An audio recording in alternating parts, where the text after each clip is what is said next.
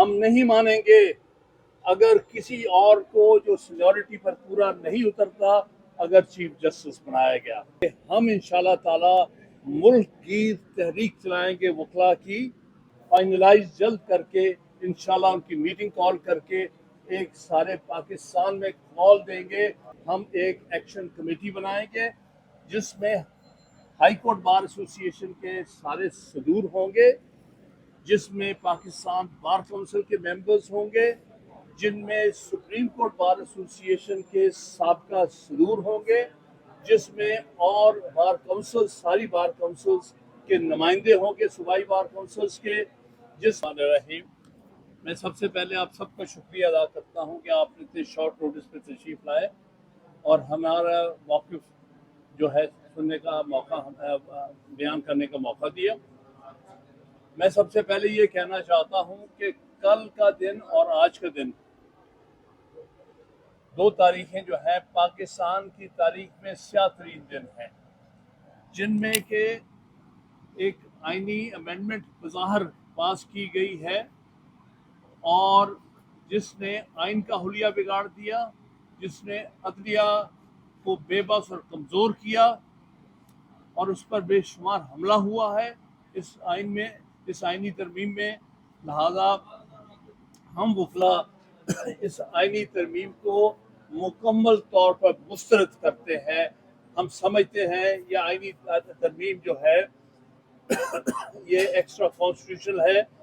یہ جو ہے دوسری بات، یہ آئینی ترمیم آئین کے بنیادی ڈھانچے کے خلاف ہے.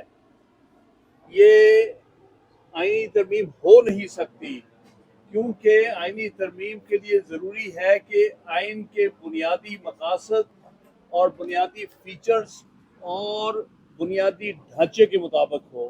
یہ آئینی ترمیم بالکل اس کے برعکس ہے. یہ کم از کم دو بنیادی جو ڈھانچے کے اور فیچرز ہیں، یعنی انڈیپینڈنس آف جوڈیشری اور سیپریشن آف پاورز، اس کے برعکس ہے. اس کے بارے میں سپریم کورٹ کی 17 ججز کی ججمنٹ موجود ہے کہ ایسی ترمیم جو ہے وہ غیر آئینی سمجھی جائے گی اور وہ آئین کا حصہ نہیں بن سکتی اور ان کے پاس اختیار ہے کہ اس کو اسٹرائک ڈاؤن کر دیں. تو اس لیے ہم وکلا آئین کے سپاہی ہوتے ہوئے ہم پر فرض ہے کہ ہم آئین کا تحفظ کریں، ہم اس کے تحت عدلیہ کا تحفظ کریں. اور لہٰذا میں یہ کہنا چاہوں گا ہم سب اکٹھے ہوئے ہیں، ہم سب میں کنسنسس ہے کہ ہم انشاءاللہ تعالی ملک کی تحریک چلائیں گے وکلا کی، تاکہ یہ بدنما دھبا جو آئین پر کل اور آج لگایا گیا ہے اور اس کے تحت جو حملہ کیا جا رہا ہے اس کو ہم روکیں گے. تیسری بات میں یہ کہنا چاہوں گا کہ اس کا پاس کرنے کا طریقہ کار بھی غیر آئینی تھا. آپ جانتے ہیں کہ یہاں پر نمبر پورے کیے گئے ہیں کسی کو اغوا کر کے، کسی کو پر جبر کر کے، کسی کو اٹھا کے. ہمارے سامنے میرے سامنے سینٹ میں 2 لوگ ایک بیچارے کو اٹھا کے کراچی سے کہیں ویل چیئر پہ لے کے آئے ہیں، ایک خاتون کو اسی طرح سختی کر کے لے آئے ہیں. تو یہ ہم سمجھتے ہیں کہ یہ ووٹ کاؤنٹ ہی نہیں ہو سکتے تھے. اگر وہ ووٹ نکال دیے جائیں جو کہ ہارس ٹریڈنگ کی وجہ سے دیے گئے تو پھر یہ آئین کا نمبر پورا نہیں ہوتا. اسی طرح نیشنل اسمبلی میں پی ٹی آئی کے 5 ارکان کو جن کو کئی دن سے غائب کیا ہوا تھا، کہیں چھپا کے رکھا ہوا تھا، ان کے رشتہ داروں کو اٹھایا جا رہا تھا، ان کو کل لایا گیا اور ان کے 5 ووٹوں سے کہیں جا کے 1 نمبر سے ان کا نمبر پورا ہوا. اس لیے اگر وہ 5 بھی کاؤنٹ نہیں ہو سکتے. اسی طرح سینٹ میں جو 2 بی این پی کے جو ممبر ہیں جس کو اختر میگل صاحب نے یہ کہا تھا کہ یہ ووٹ نہیں دیں گے، وہ بھی آئین کے برخلاف ہوا ہے. اور اس میں بہت افسوسناک بات یہ ہے کہ اس میں قاضی صاحب کا موجودہ چیف جسٹس کا ایک بہت افسوسناک کردار ہے. انہوں نے بے وقت ایک ریویو پیٹیشن جو کہ 2 سال پینڈنگ تھی 63A کے بارے میں اس کو لگا کے ہارس ٹریڈنگ کا رستہ کھولا تاکہ ان کو اجازت دی جائے کہ آپ ہارس ٹریڈنگ کریں اور اپنے نمبر پورے کریں. یہ ججمنٹ جو ہے ہر لحاظ سے قابل مذمت ہے اور اس پر عمل درآمد بالکل نہیں ہو سکتا، اور ہم انشاءاللہ تعالی اس ججمنٹ کو چیلنج کریں گے ہر طرح سے. اور دوسری بات یہ ہے کہ ہم کسی صورت بھی آئین پر اور عدلیہ پر یہ حملہ برداشت نہیں کریں گے. ہم یہ بھی اپیل کریں گے آپ سارے وکلاء سے 25 تاریخ کو موصوف یہاں سے رخصت ہو رہے ہیں. وہ دن میں سمجھتا ہوں پاکستان میں وکلاء یوم نجات کے طور پر منائیں گے انشاءاللہ تعالی، کیونکہ آئین پر سب سے بڑا حملہ اور عدلیہ پر سب سے بڑا حملہ ساری تاریخ میں جو ہوا ہے وہ ان کی صدارت میں اور ان کے شمولیت سے ہوا ہے. اگر یہ رستے نہ دکھاتے ان کو تو یہ نہیں ہو سکتا تھا. لہذا میں یوم نجات کے لیے سارے پاکستان میں وکلاء سے ہم سب مل کے ہمارا کنسنسس ہے اپیل کریں گے. اگلی بات جو میں کہنا چاہتا ہوں، باقی ہمارے دوست ایڈ کریں گے، کہ ہم ایک نیشنل ایکشن کمیٹی بنا رہے ہیں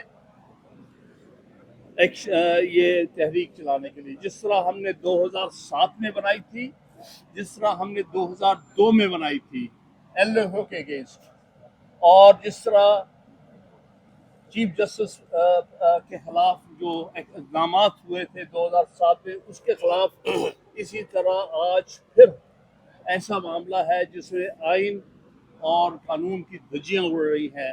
ہم ایک ایکشن کمیٹی بنائیں گے جس میں ہائی کورٹ بار ایسوسی ایشن کے سارے صدور ہوں گے، جس میں پاکستان بار کونسل کے ممبرز ہوں گے، جن میں سپریم کورٹ بار ایسوسی ایشن کے سابقہ صدور ہوں گے، جس میں اور بار کونسل ساری بار کونسلز کے نمائندے ہوں گے صوبائی بار کونسلز کے، جس میں ایکٹیوسٹ ہوں گے جو پہلے آفس ہولڈر رہے ہیں.